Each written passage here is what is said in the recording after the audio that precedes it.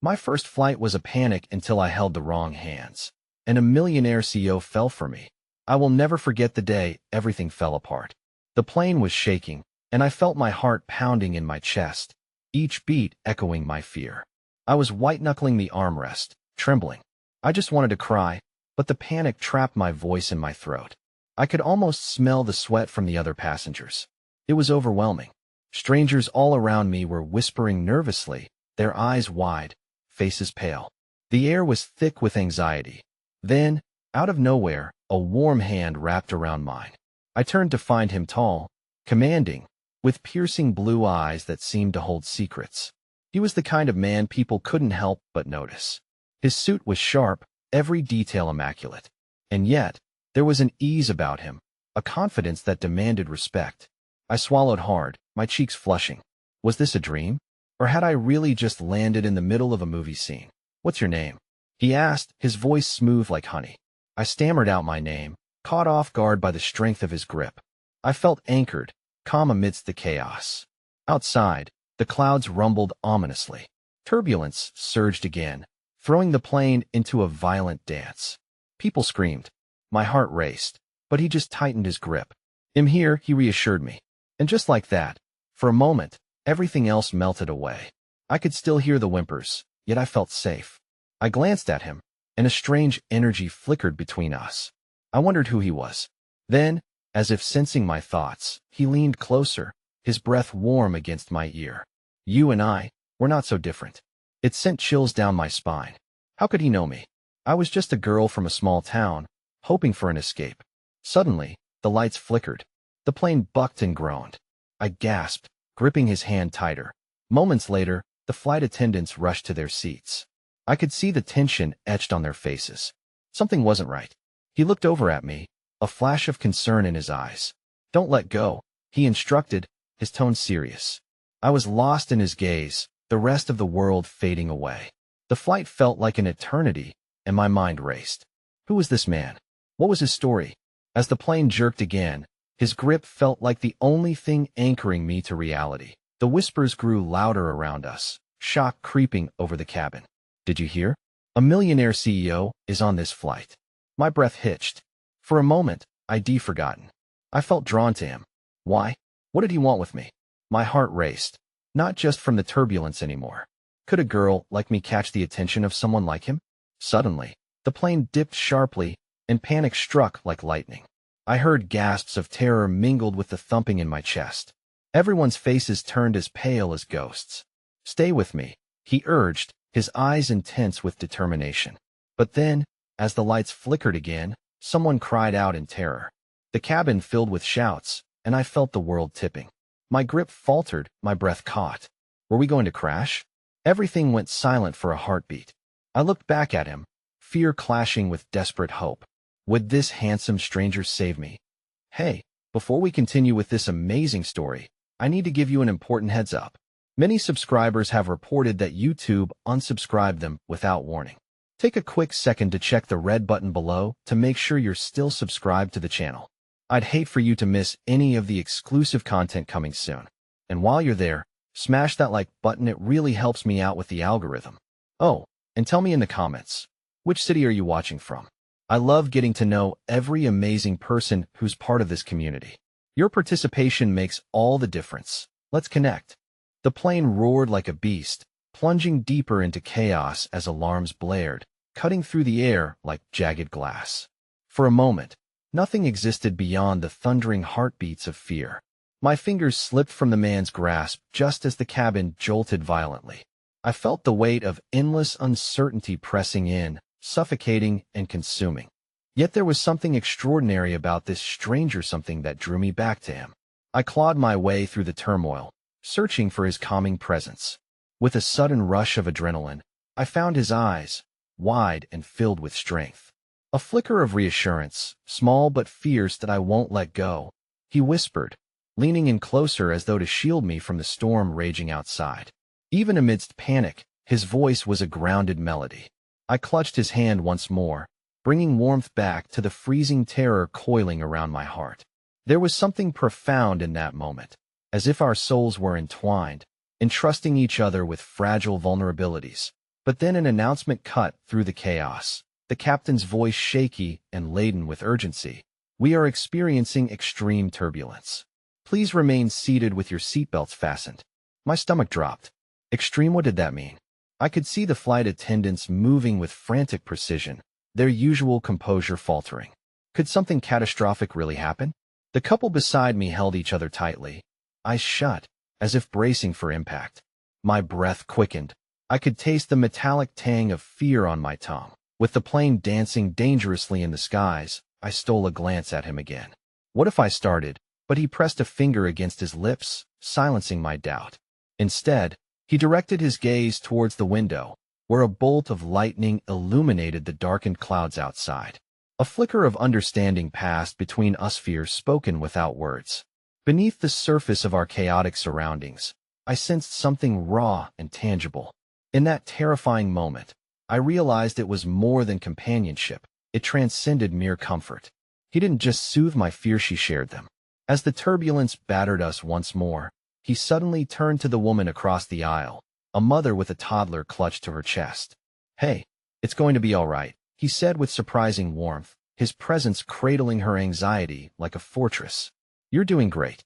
The gentle kindness of his words enveloped the tense atmosphere, reaching out to all of us, softening edges gnawed by fear. In that moment, he became more than just a fan of the corporate elite. He was a beacon of empathy, a stark reminder that humanity exists even in the darkest storms. As the plane shuddered again, I took a deep breath, trying to absorb some of his steadiness.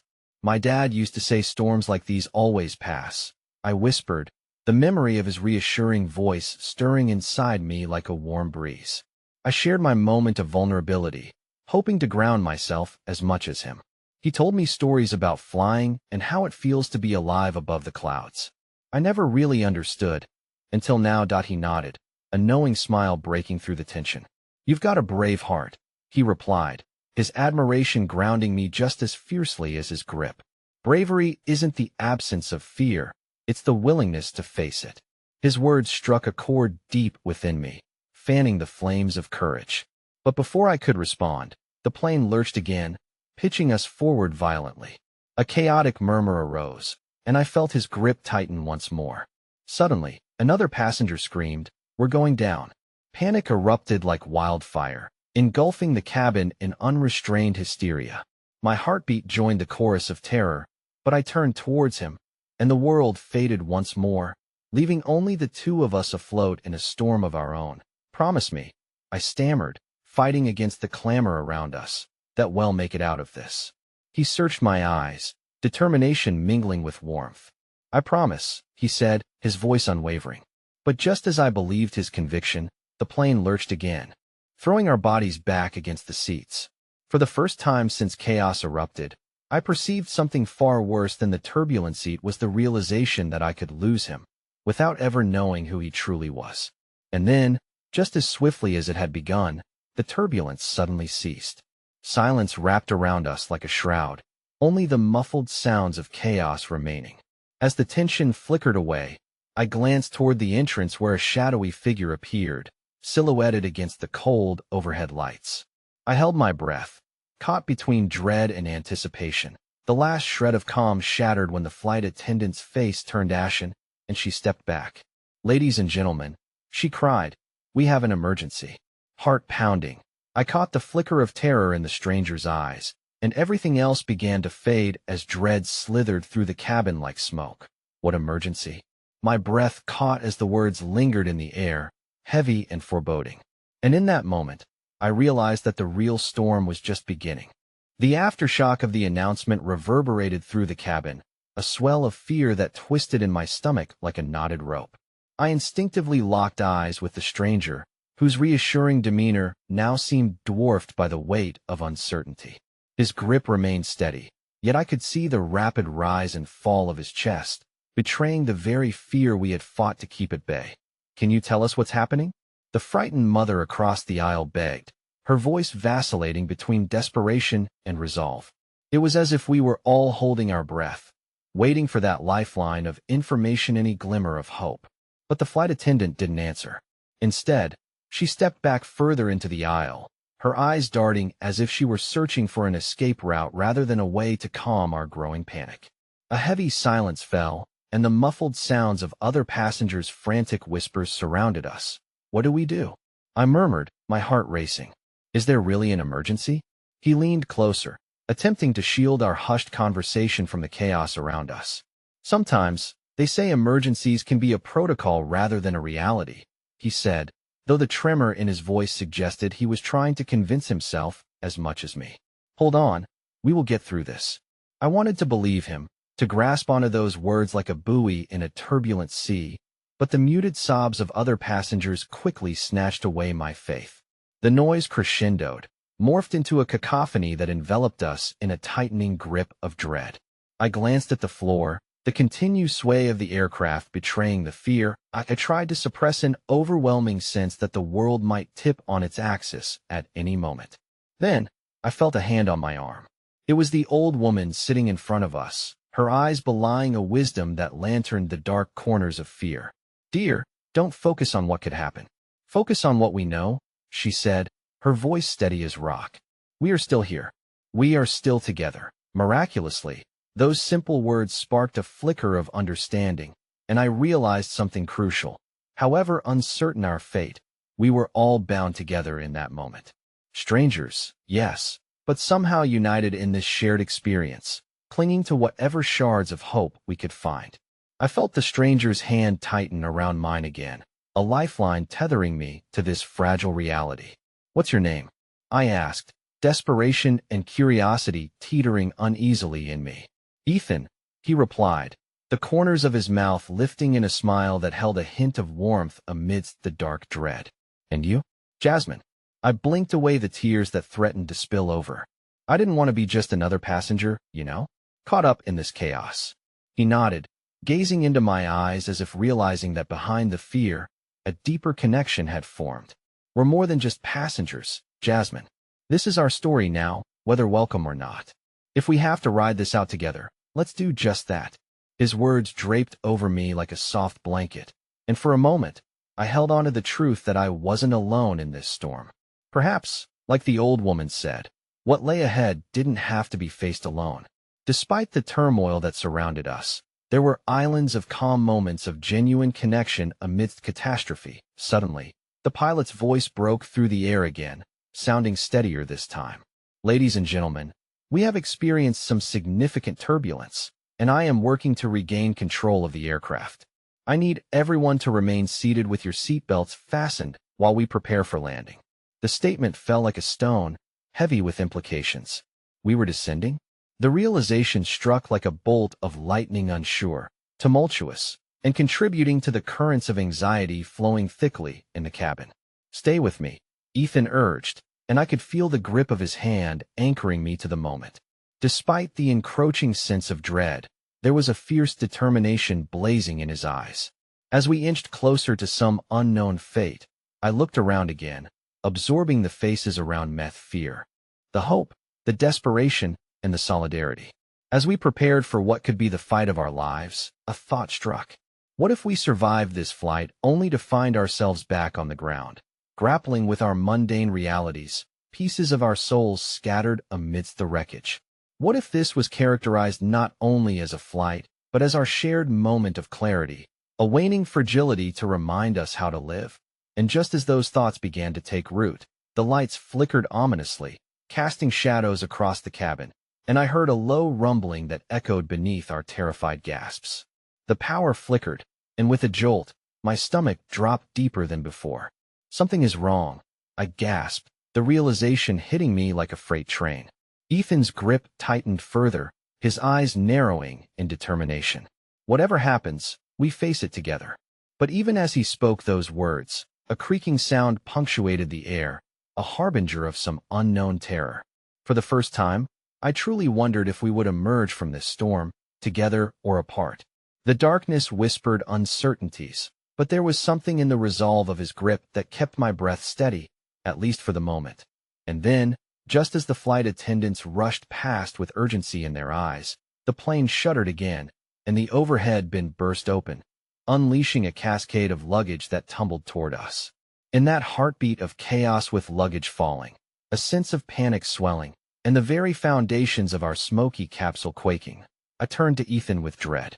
"This storm may take everything," I whispered, the weight of unspoken truths crashing down around us.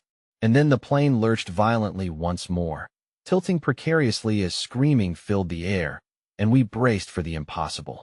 The cabin erupted in chaos as the thunderous crash of bags echoed painfully in my ears, a visceral reminder that we were no longer merely navigating through turbulence, but were engulfed in a tempest of sheer uncertainty. I felt the skin on my arm prickle with fear as a bag grazed by my head, the plastic buckle smacking against my temple, waking me from my numb state. "Jasmine." Ethan's voice cut through the disarray, sharpening my focus. He didn't release my hand, his touch warm and grounding amid the swirling panic. I found solace in his grip. Even as the aircraft spiraled through the dark, uncharted air, nausea churned in my stomach as the light above flickered in and out, as if the plane itself were struggling to breathe, mirroring my own frantic heartbeat. Strangers turned friends. Friends became anxious companions, with an invisible thread stitching us together in this raw moment of truth. "Look at me," Ethan urged, his calm eyes piercing through the maelstrom of chaos. "We can't lose our heads, okay? We must focus." With an effort, I concentrated on his voice, the rich timbre that flowed like a warm current against the icy dread. "What if we crash?" The words slipped from my lips, unbidden and raw. "If we crash," he replied firmly, "we'll be together in this. Whatever comes, we face it hand in hand." For the first time, I couldn't quite discern whether he was trying to convince me or himself, and a wave of guilt washed over me. I shouldn't have let his hope take root in my heart, not at a moment like this, when dreams could surge and then splinter in a heartbeat.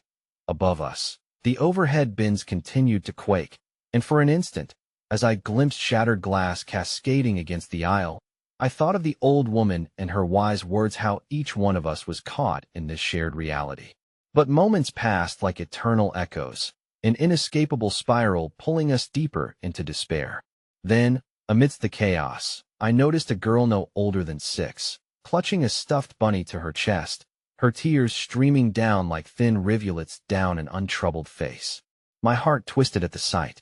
In a world framed by chaos, hers remained unchanged, naive to the loss we may face. I felt a pang of longing to protect that innocence, but what could I do? Seemingly nothing but hold my breath, clinging to Ethan's hand. "It's going to be okay, sweetheart," the girl's mother whispered, though her quavering voice gave away the brave front. I felt the pulse of empathy travel through me. I wasn't alone in my helplessness. But then a sudden shift in the air caught us off guard, and the voice of the pilot crackled through the cabin again, soaked in urgency. "Brace for impact. Repeat, brace for impact." His words struck like an unexpected slap.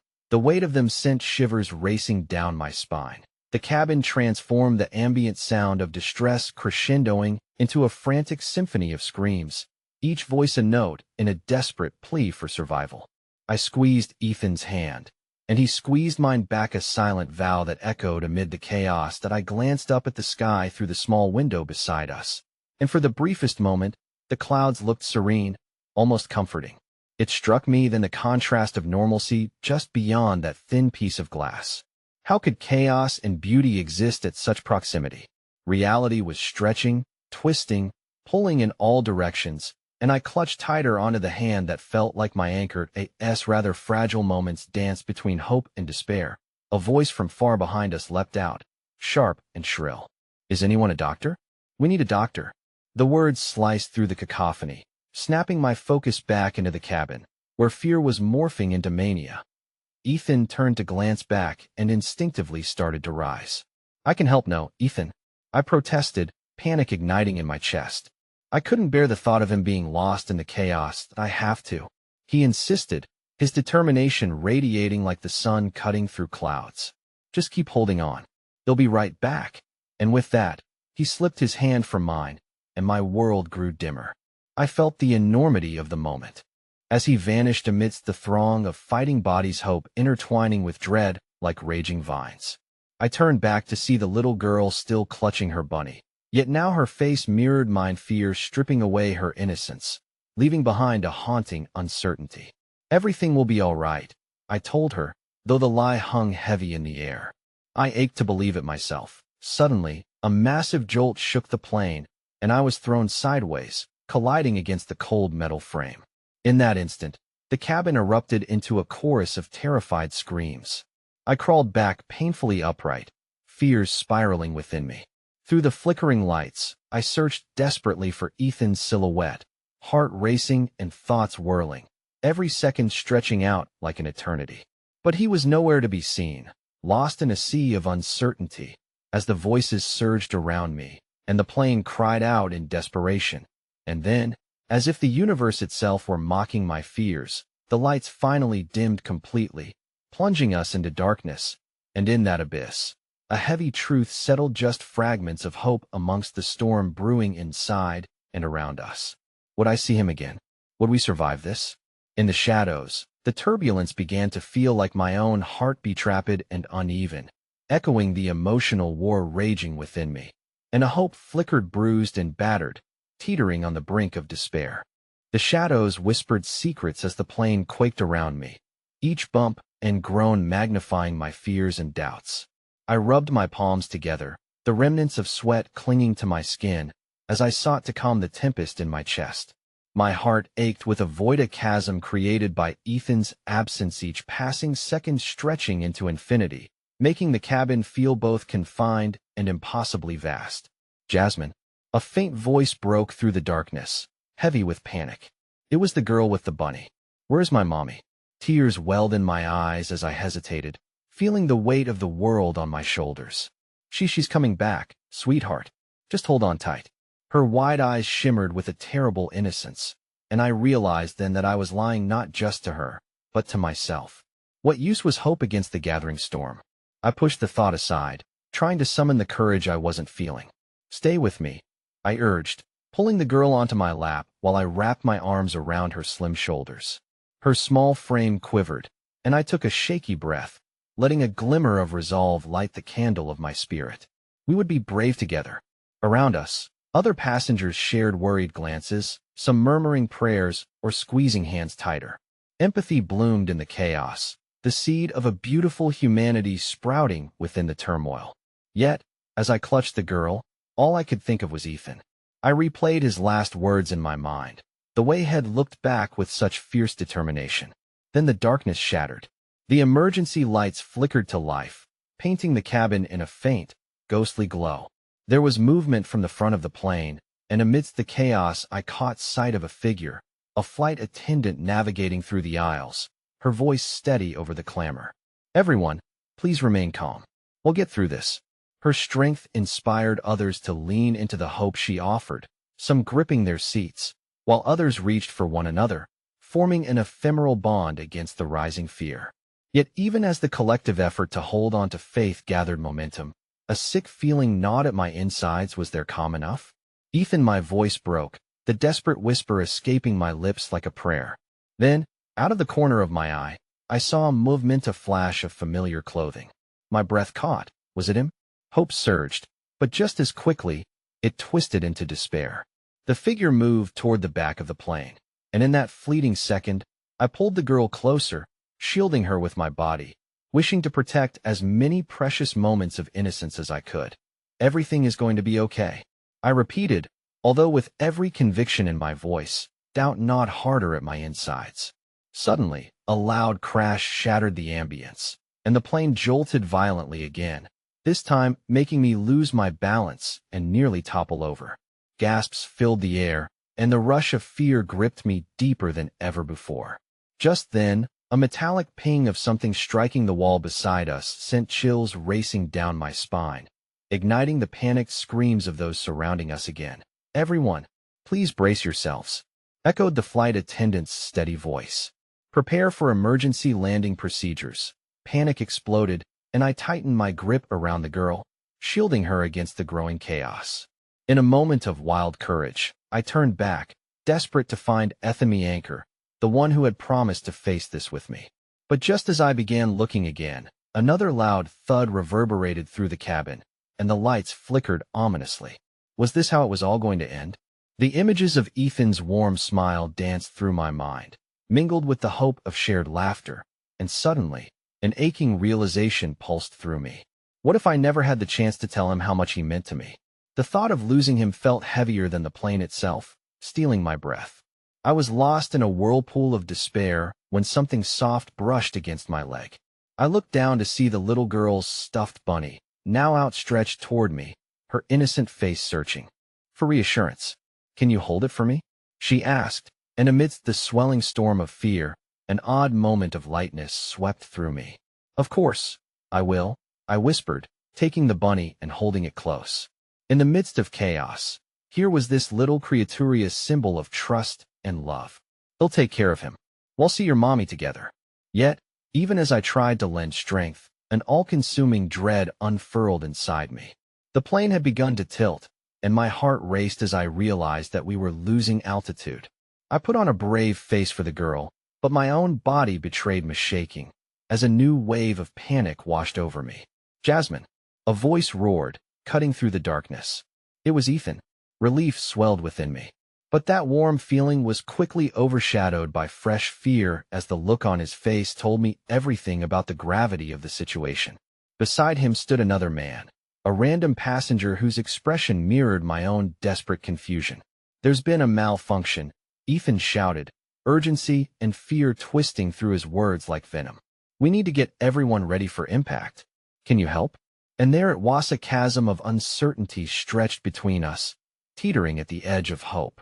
With a racing pulse, I nodded, heart pounding with a new purpose. We had to act quickly. We had to do this together. Yet as I moved to gather passengers, ready for the surging wave of dread that lay ahead, the plane dipped sharply. A scream erupted from the back of the cabin, and I turned to see shadows moving more than just fear, more than just panic. Something darker was brewing within the midst of our own chaos. And then, through the swarming darkness, I heard a horrifying creak, the kind that stole the air from our lungs and shattered every flickering ember of hope. I realized then, caught in a moment frozen in time, that perhaps survival wasn't the only battle we faced. Hope flickered its last a fragile candle within a raging storm, leaving me incomplete as the plane lurched downward, and the terrifying truth hit with all its weight. Nothing was ever as it seemed. Not even the illusions of safety we so desperately clasped to. The jolt of the plane sent us all slipping into an abyss of uncertainty. I clutched the little girl to my chest, and in that instinctive grip, I felt a new surge of determination bloom within me. But when I caught Ethan's eye, I saw his desperation mirrored in my own chaotic dance of fear and courage spinning between us. "Jasmine!" he yelled, urgency pulling at every syllable. I could see the brief flicker of hope in his eyes as he scanned the cabin, searching for a beacon amidst the gathering storm. "We need to get them ready."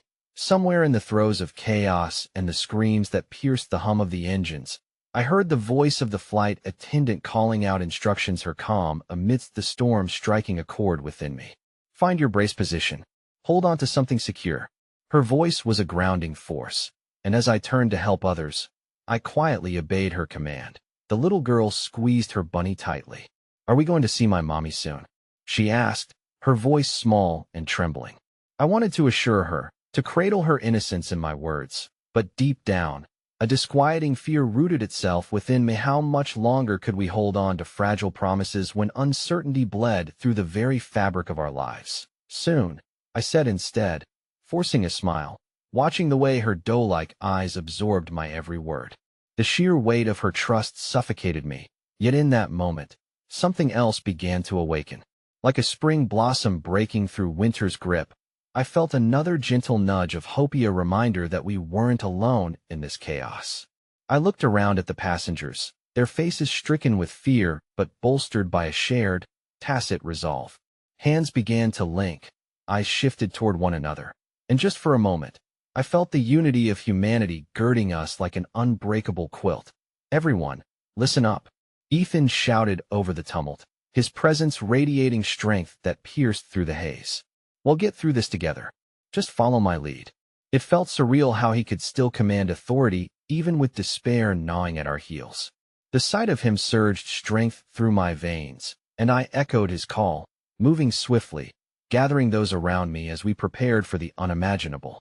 Time blurred into an ethereal haze as adrenaline coursed through my body, igniting each cell with a sense of purpose. Then, just as hope began to weave itself into our reality, the intercom crackled to life, the flight captain's voice breaking through the chaos. "We're attempting a controlled descent. Please brace yourselves for impact." Chaos erupted in a wave of panic that threatened to sweep us away, but I held my ground. I locked eyes with Ethan, and in that chaotic sea of faces, he seemed to anchor me. "Jasmine," he called again. He was closer now, moving toward me with a fierce determination that felt like a lifeline. Hand in hand, we worked together to guide the frightened passengers, urging them to follow the standard protocols. The little girl's small hand slipped into mine, and in that act, I felt tinges of both fear and solace. "Keep your bunny safe," I told her, and she nodded, her little body trembling. My heart beat in sync with hers, and I prayed for the strength to protect her softness amidst the impending storm. After all, we were all going to face the unknown together. As we formed a line of humanity, clinging to one another while preparing for a fate unbeknownst to us. I saw something out of the corner of my eye movement towards the back of the cabin. Confusion twisted in my gut. A group of men dressed sharply, faces hardened in concentration, was pushing their way through the aisles, moving quickly and with purpose, but not towards the emergency exits. Whispers of discontent and uncertainty floated through the air like storm clouds, darkening the atmosphere. "Let them through," Ethan yelled, his voice thickness with authority. But questions bubbled in the back of my mind like boiling water. What could they possibly want? And then it hit me. A cold fear clawed up my spine, leaving a chilling wake behind it. With the echo of the captain's words still resounding in my ears, I realized that we were not just facing the potential crash of the plane, but also something far more sinister. Ethan must have felt it too, for the raw intensity of his gaze narrowed as he surveyed the men now making their way toward the cockpit. Something was afoot. Panic erupted anew as gasps filled the cabin. I felt a mixture of dread and anger surge within me. My hands tightened around the little girl's, my resolve hardening like steel. "Ethan," I yelled, unable to mask the tremor in my voice. "They're not here to help." But just as I spoke, a loud crash reverberated through the plane. The lights flickered, casting ominous shadows that crept over our faces, and everything fell away into a chilling mix of despair and fractured hope. In that moment, fear seeped through every crevice of our shared humanity, yet it was Ethan's unwavering gaze that anchored me. I could feel my chest tightening, not from lack of air, but from the trepidation of realization that our survival was no longer just a fact of the situation, but a shared mission held against a tide of fear. Then, as I turned back to the little girl, I noticed her staring up at me, her innocent eyes reflecting more than just the chaos around us. Her grip tightened, and I realized she was holding the bunny, clutching it as if it was the only thing tethering her to this reality. And with a final surge of adrenaline, I whispered, "We won't let them take away our hope. We will fight together." But this was only the beginning of our struggle as storm awaited us. And amid the shadows lurking in the corners of our flight, I was left wondering what unseen sorrows awaited in the turbulence ahead. As the plane rattled one last time, I braced myself for what lay beyond the fear. Nothing would ever be the same again. The world outside the windows blurred into an indistinct haze, raindrops racing one another to escape the confines of the glass, just as our lives seemed to be slipping through our fingers. In a cabin filled with rising tensions, Ethan and I stood as guardians to an innocent little girl clutching her battered bunny, feeble token against a reality that was spiraling into chaos. "Stay close," Ethan murmured to the trembling child as he gently brushed her hair away from her face. There was a quiet strength in his touch, but I could see the fear flickering behind his determination. It mirrored what I felt, emotions playing a delicate dance between fear and fierce resolve. "Something has to be done," I said, my voice low but resolute. "We can't let those men get to the cockpit." Ethan nodded, his brow furrowed as he scanned the cabin for allies. "We need to rally the passengers. Create a barrier. We have to stand together." In that moment, I felt the weight of the world on my shoulders, yet I couldn't shake the feeling that there was still a thread of hope woven into this tapestry of despair. "What if we create a distraction?" I suggested, my heart racing as I formulated a plan. What are you thinking? He asked, looking at me like I was standing at the precipice of a cliff, ready to leap. I glanced around, quickly spotting a flight attendant who had silently gathered a few passengers, her face stony yet focused. We could use the emergency exits as a point of distraction. If they think we're trying to escape, they might hesitate. Ethan searched my eyes and saw the spark of defiance burning from within. All right, we'll need a few brave souls. It's going to take every ounce of strength we can muster. Just then, the little girl's small voice chimed in, puncturing the tension like a beam of soft light. I want to help. Her resolve was infectious, and a tiny part of me ached at the thought of placing her in danger. No, I interrupted, crouching down to her level. It's too dangerous. We need you to stay hidden and safe, okay? But her chin quivered stubbornly. But I can help, she insisted, pointing towards a group of young adults who had already begun to murmur amongst themselves, exchanging glances laced with fear. Their shared concern was palpable, a growing wildfire ignited by her innocence. Ethan placed a steady hand on the child's shoulder. You are helping by staying with us, sweetheart. Your bravery shows us how to be brave too. Just as he finished speaking, the men in the sharp suits halted their advance, turning their focus toward the stirring group. My heart dropped. Each member of our newly formed circle exchanged wary glances, the air thickening with unspoken fears and unacknowledged promises. Then, from somewhere deep within the knot of fear, something magnificent happened. One man, a middle-aged gentleman with gentle eyes that seemed to betray a fierce heart, stepped forward. We do this for each other, he said, raising his voice above the murmurs of anxiety. For our families. For our lives. No one will take that away from us. A ripple of murmurs flowed through the cabin, and suddenly, others began to step forward, readying themselves for a confrontation. My heart swelled as I watched strangers becoming allies, bonded by a singular moment of clarity in the storm of our plight. Ethan looked at me, a glimmer of determination reigniting in his gaze. Let's make sure this counts, he said, and with a deep breath, we stood taller among our newfound companions. Chaos erupted again, the men moving toward their objective, their purpose heavy, unwelcome in the light of our resolve. In perfect synchronization, Ethan and I shouted, urging those around us to get ready for the distraction. On three, the seconds stretched like eternity, each heart pounding with the possibility of consequence. One, the plane shuddered again, a haunting reminder of our circumstances. Two, the uneven hum of engines shrieked as menacing shadows drew near. Three, all at once, the cabin erupted with chaos, the sounds of chairs scraping against the floor and united voices chanting. In defiance filled the air. The energy was electric, a symphony of humanity clinging to hope. But even in the thralls of our temporary bravado, something unexpected shifted outside. A loud thud rattled the whole plane, rattling the very core of its being. From the back of the cabin near the cockpit, the lights flickered violently, plunging us into erratic bursts of darkness punctuated by bold, flickering pulses of shadow. A sharp crack echoed, and then an eerie silence enveloped us. It enveloped everything but the little girl's whimper. Her brave demeanor now fractured, and she looked up at me with wide eyes, innocent yet tinged with trepidation.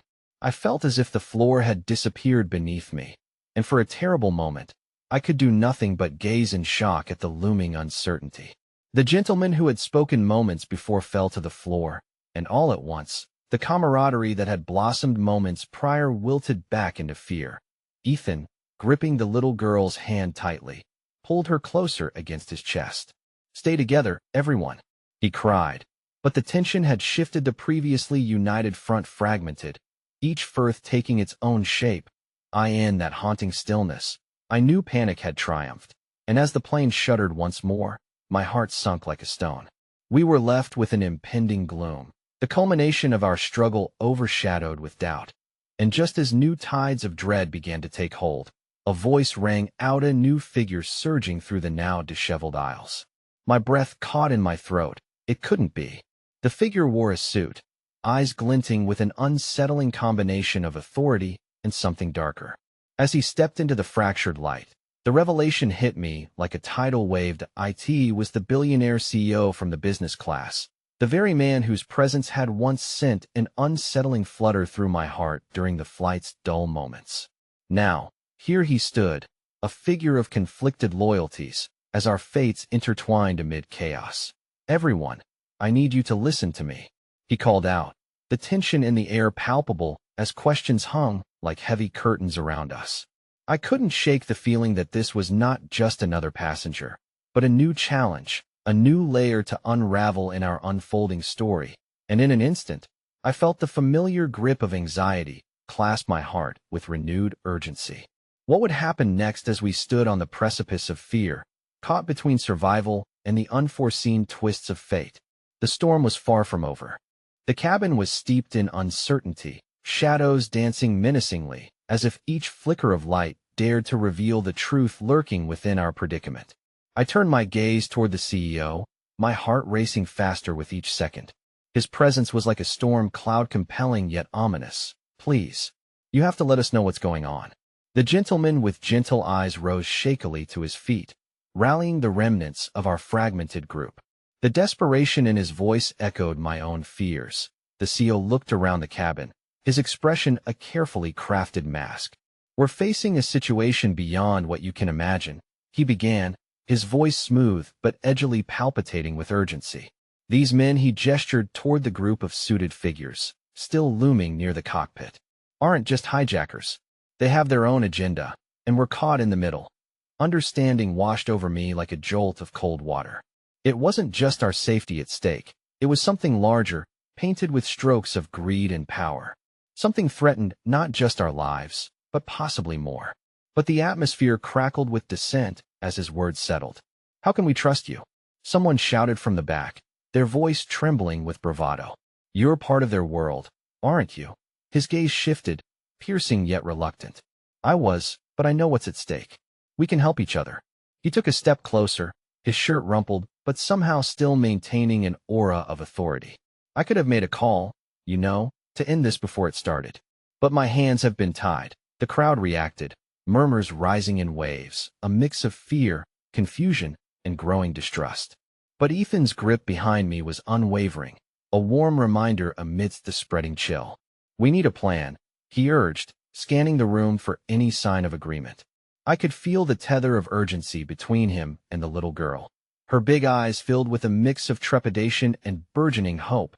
"In moments like these," the CEO continued, his voice steadying, "the only way to survive is to be vigilant and move swiftly. If we can disarm their bravado, we might just turn the tide in our favor." Together? I echoed, feeling the weight of those words. It felt as if we teetered on the threshold of trust, the slightest push sending us tumbling either way. We needed to decide, would we trust a man who danced on the razor's edge of profit and desperation, or would we remain fractured and vulnerable? Before I could voice my thoughts, the lights flickered again, and a barrage of chaotic crashes and shouts erupted from the direction of the cockpit. My heart leaped into my throat as the reality of our situation became alarmingly tangible. The delegation of fear palpable around me turned electric. With the room's atmosphere shifting, I felt Ethan's strength pulling me closer, the gentle pressure of his hand reminding me to breathe, to think, to act. "We need to make a choice," he whispered fiercely, his eyes searching mine, the depths of which reflected turmoil in ways my own heart echoed back. Suddenly, from behind the back row of seats, the little girl's voice rose, a compelling song of innocence that cut through the growing chaos, her words tugging at my heart. "We can't give up.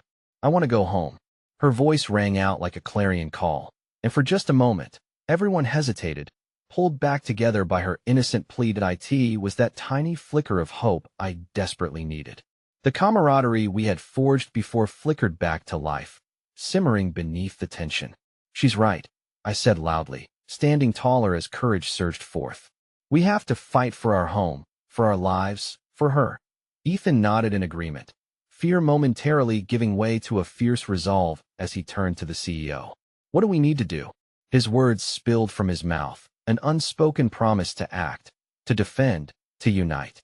The CEO paused, a flicker of something akin to respect passing through his tense facade. "We need a diversion. Their attention is on the cockpit. We have to create an opportunity to escape." And as he spoke, I envisioned that opportunity brightening if we could.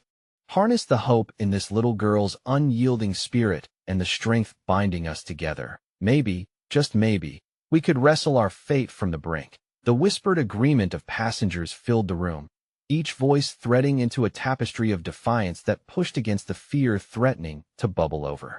And in that moment of unity, we grew stronger. Then came a sudden, heavy thud from the cockpit, shaking the cabin once more and ripping through our newfound solidarity.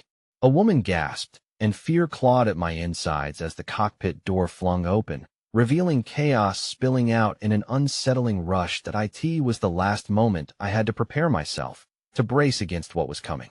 Shadows flooded from the cockpit, figures darting into view. The air churned with dread as an unforeseen wave of despair crashed through me when I recognized one of thema familiar yet unsettling figure among the intruders. The world around me cracked open, revealing an aching betrayal that punched through the heart of this harrowing ordeal. It was someone I'd trusted implicitly, but who now stood torn between the shadows and the light, forcing so many unfortunate truths into the light. Why, Alex? I breathed in disbelief, my heart pounding, grappling with the painful revelation. As the weight of betrayal hit me, doubts collided with the critical choices we had to make. How could I fight when the very fabric of our trust was fraying, leaving us at the mercy of fear and betrayal in the flight of our lives? The air dropped to a chilling silence, and my mind raced to connect the jarring pieces before me. Alex, with his tousled hair and eyes that had once sparkled with warmth, now stood before us clad in black, a striking contrast to the boy I used to know. It felt wrong to see him here, encircled by chaos as if he were the sinister force swirling the storm around us. "What are you doing here?" I demanded, clutching Ethan's arm tighter, seeking solace in his unwavering presence. A flicker of hope ignited in me that Alex might explain, that there could be a reason, simple yet profound enough to bridge the chasm of confusion settling in our hearts. His smile was tight, almost mechanical. "I could ask you the same. Haven't you read the news? This is no mere hijacking. The stakes are higher, and well, I'm here to ensure things go smoothly." He stepped further into the cabin, his gaze drifting to the frightened faces that had once embraced him as a friend. "I didn't choose this, but I'm here now." A woman in the front row stood up, her voice trembling with indignation. "You've betrayed us, Alex. Do you even care about us? Your so-called friends?" Her words dripped with disbelief, each syllable a blade carving into the last remnants of trust we clung to. "I care more than you know," he replied, his voice wavering slightly. Beneath the surface of his cool exterior, I sensed the struggle he faced, a war of loyalty that left him floundering amidst this emotional tempest. Ethan's grip tightened. "We're not just going to stand here while you justify your actions," he shot back with more courage than I felt inside. "We need to know if you're here as a friend or a foe. Lives are at stake." "Alex." In all the turbulence, the little girl's gaze remained fixed on Alex, her wide eyes shimmering with something that resembled hope not yet tainted by betrayal. "You were supposed to protect us," she murmured, her innocence piercing through the darkness wrapping around us like a shroud. It was as if her words drained the air from the room, forcing everyone to confront the truth hidden away in their hearts. "Alex, can you help us get out of here?"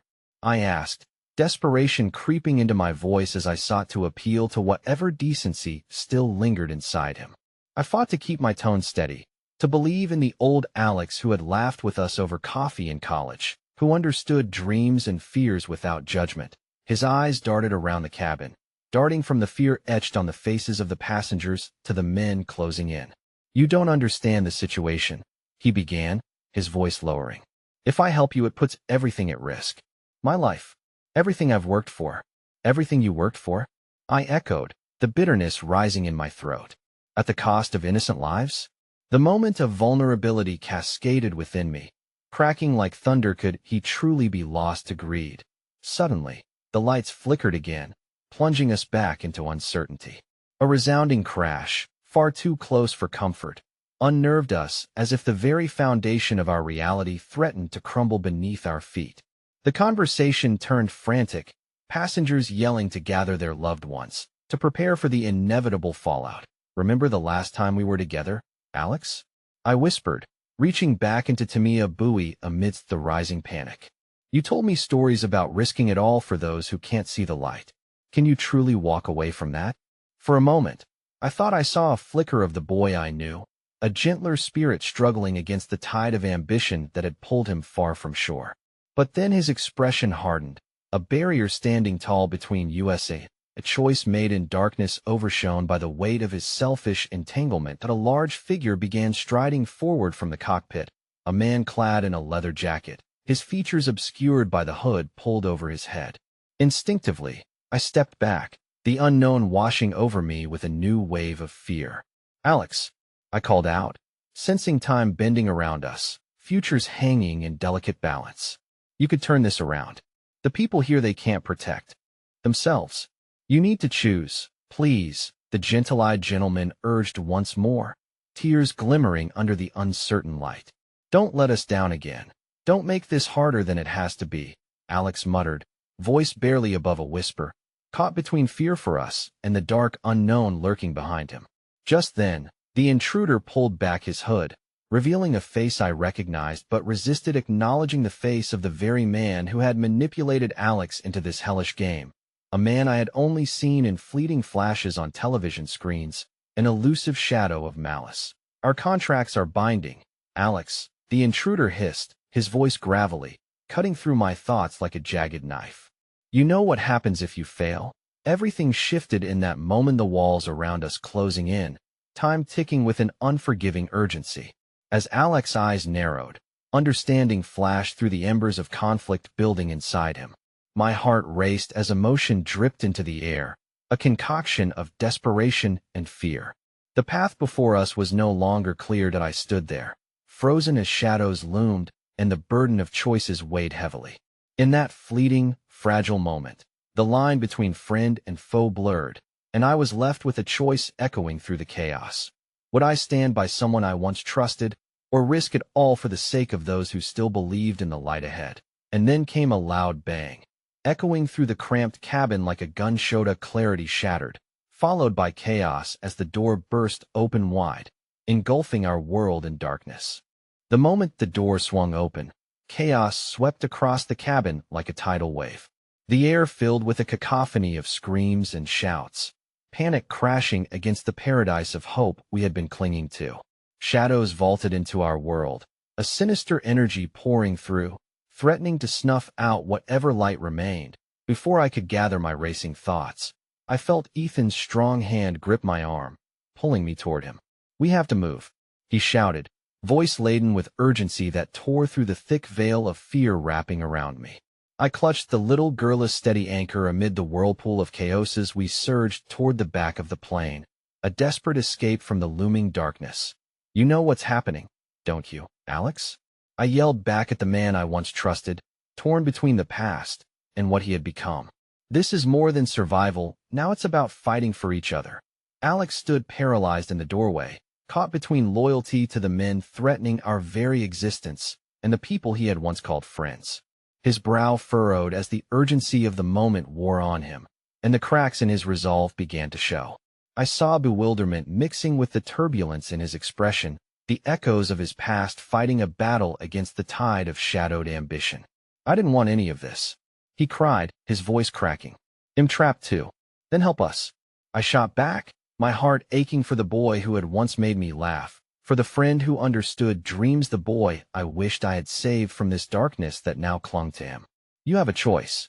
Make it as the commotion intensified, passengers flailed around us, some urging to flee toward the emergency exits, while others cowered in fear, unsure of what to do.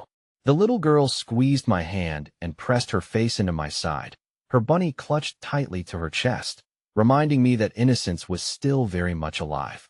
It ignited a flicker of determination within me, a promise that no one would be left behind, not while I could still fight. The atmosphere crackled as Ethan and I locked eyes. We need to take a stand together, he shouted, his voice cutting through the panic, echoing the unity of our cause. And with that, we rallied those around us. Taking a deep breath, I raised my voice. Anyone who can hear me, we need to form a wall of protection. If we work together, we can hold them off and save each other. The words erupted from deep within, fueled by desperation and righteousness, a galvanizing call that rang with every beat of my heart. One by one, terrified faces began to nod in recognition of our collective strength.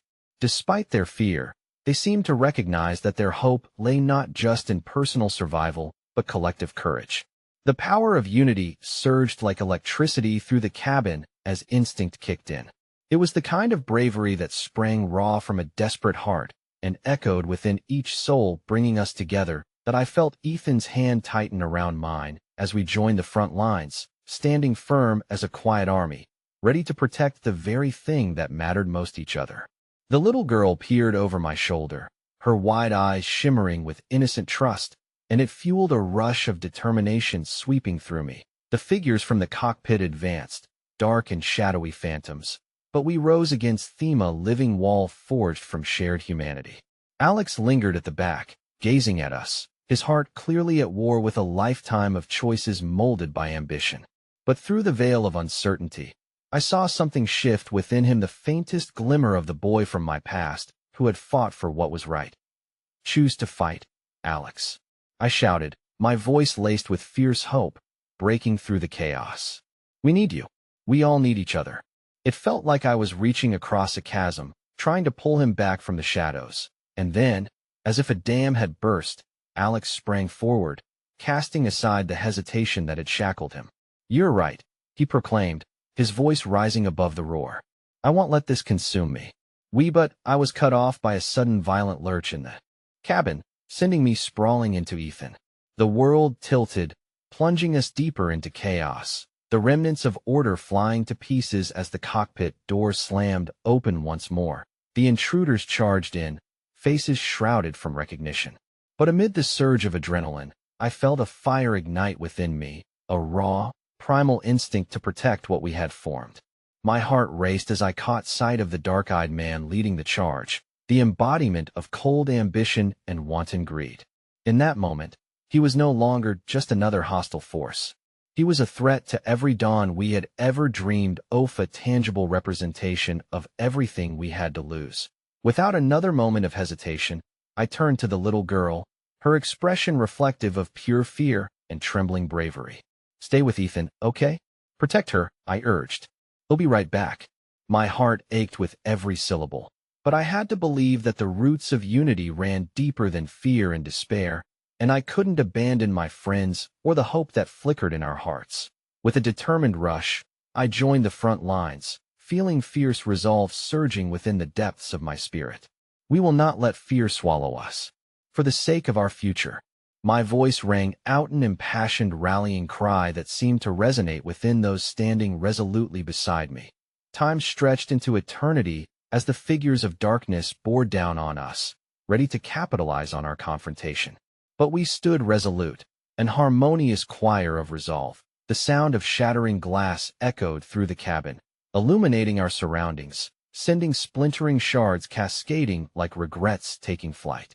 The barriers between past and present dissolved, the shadows of ambition clashing with the warmth of hope, a tempest threatening our fragile reality.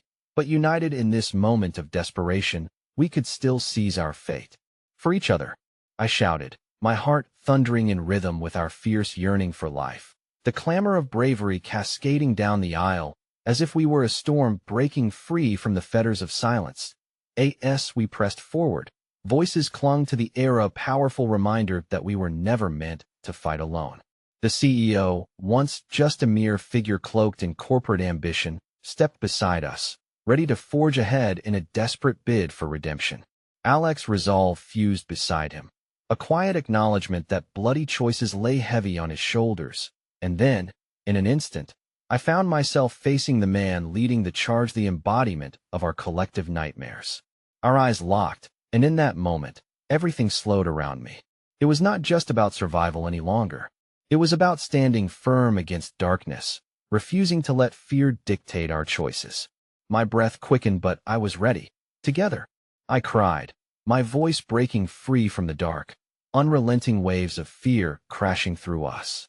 And with every ounce of strength, we surged forward, our collective spirit igniting, ready to face whatever storm lay ahead. As the clash of bodies unfolded, A whirlwind of unity enveloped us, piercing the shadows one heartbeat at a to me a bittersweet acknowledgement that in fighting for our lives, we were also fighting for each other. And that was a battle worth waging. The darkness that fell upon us felt suffocating, but as long as we stood together, light flickered beneath the storm, the hope that whispered gently in our hearts. And at that moment, we became a force stronger than fear, a cacophony of defiance echoing through the air like thunder rolling across a landscape forever changed. And as I fought for every breath, every heartbeat, I realized this wasn't just about surviving the flight.